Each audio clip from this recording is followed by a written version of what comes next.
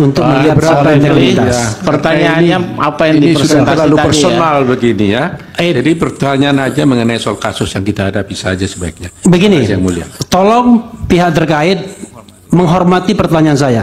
Kalaupun dia tidak mau menjawab itu nggak apa-apa.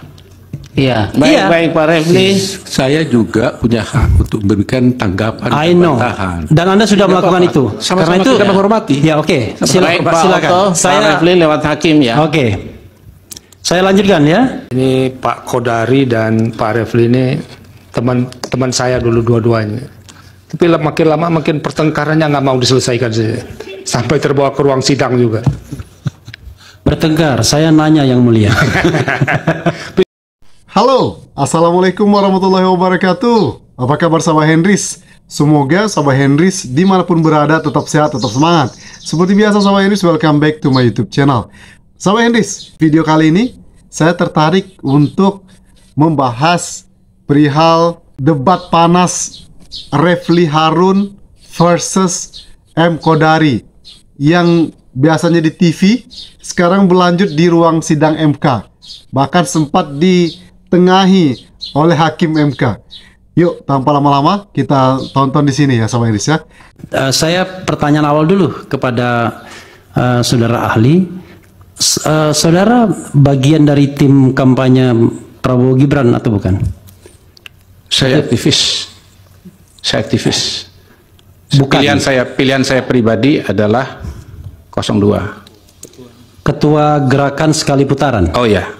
Saya mendirikan organisasi namanya Gerakan Sekali Putaran. Itu relawan buat pemenangan Prabowo Gibran. Betul, saya lengkapi kemenangan dalam sekali putaran dan berhasil dengan gemilang. Oke. Tetapi Silakan agak pertanyaannya berbeda Pak sama Refli. Hasan Nasbi. Saya bertanya, tapi Ya. pertanyaan ini pertanyaan yang memang saya ambil dari aspirasi ya, aspirasi yang saya pahami. Pertama, tadi Anda mengungkap Indobarometer ya, itu kan perusahaan saudara ya, perusahaan itu ya, perusahaan, bukan LSM kan? Berapa kali Anda melakukan survei yang terkait dengan Pilpres dan dari mana sumber dananya atau dengan siapa pendonornya atau pendananya, itu yang pertama. Yang kedua adalah kan Anda badan hukum ya. Sebagai wujud akuntabilitas pasti ada pajaknya, ya kan? Kira-kira bersedia nggak Anda memberikan fotokopi pajak kepada majelis untuk melihat soal integritas? Pertanyaannya apa yang ini sudah terlalu tadi personal begini ya.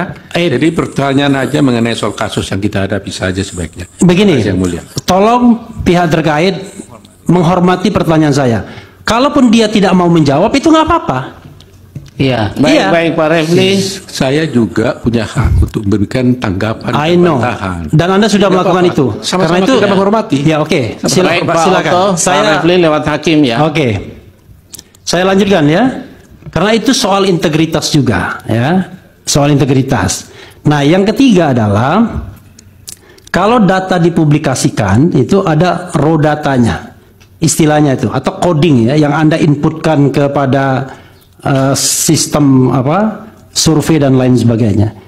Itu penting. Bersediakah Anda memberikannya raw data itu kepada majelis hakim agar majelis hakim bisa melihat raw datanya? Nanti kalau majelis hakim nggak paham membacanya, ya cari survei yang independen yang bukan dari bagian tim pemenangan untuk melihat itu. Itu saja yang mulia. Terima kasih.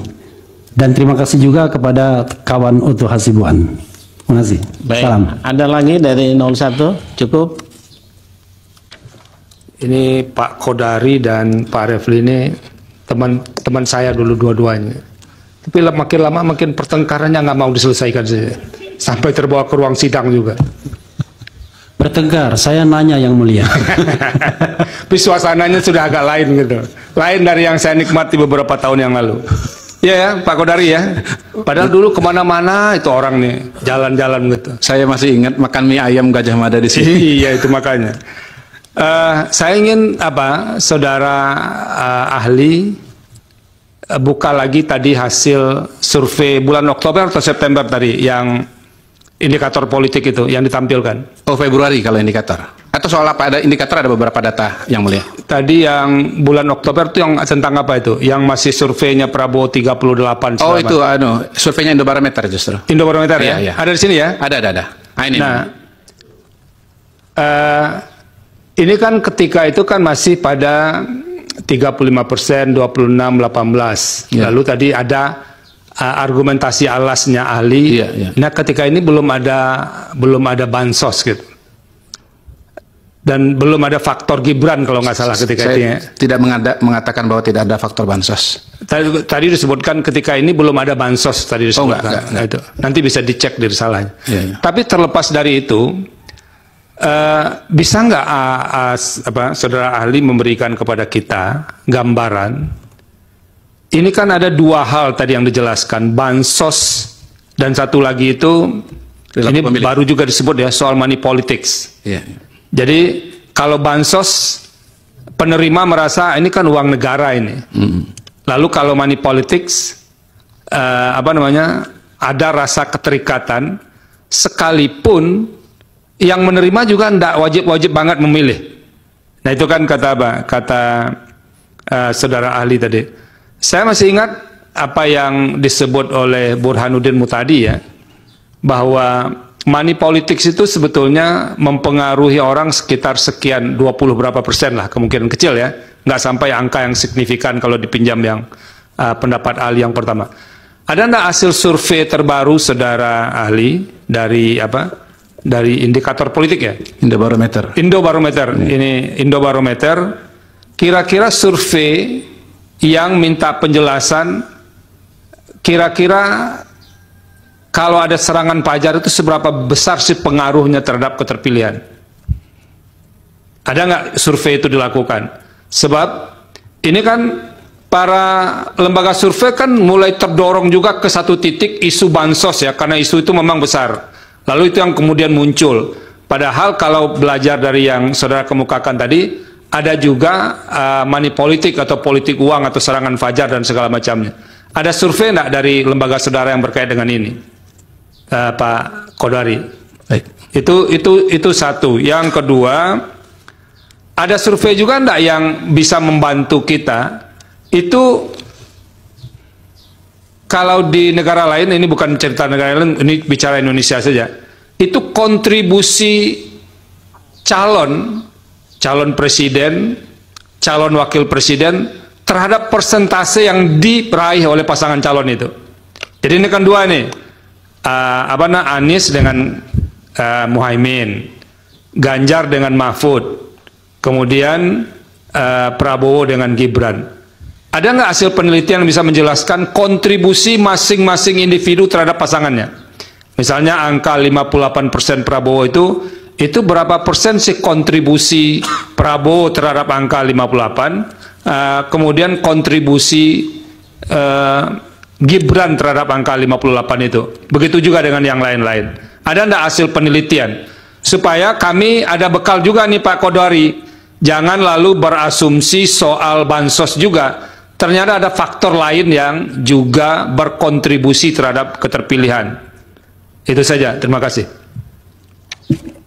Masih ada yang lain? Tabulation kita bisa mengatakan bahwa ada pengaruh Gibran sebagai wakil presiden di situ. Tapi berapa persen saya tidak bisa katakan. Dan saya tidak bisa mengatakan atau menjawab berapa kontribusi Pak Mahfud kepada Ganjar, berapa kontribusi Muhaimin kepada Anies Baswedan. Demikian yang mulia. Terima kasih. Baik. Yang mulia, ada pertanyaan yang belum dijawab tadi, yaitu berapa kali Anda melakukan survei yang terkait dengan Pilpres, karena kan dia mengutip Indobarometer lembaganya.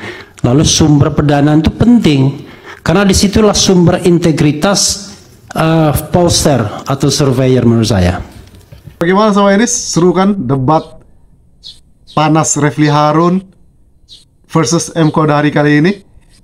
Di TV panas ya kan? Sekarang berlanjut di ruang sidang MK. Sampai kapan nih mereka akan berdebat terus nih? Kira-kira sampai kapan nih sama Iris? Komen di bawah ya guys ya. Dan tampak situ Refli Harun skakmat M. Kodari. Itu saja video kali ini Sahabat Henris. Thank you for your attention. One more time, don't forget to subscribe, like, comment, and share. See you in the next video. Wassalamualaikum warahmatullahi wabarakatuh. Bye-bye.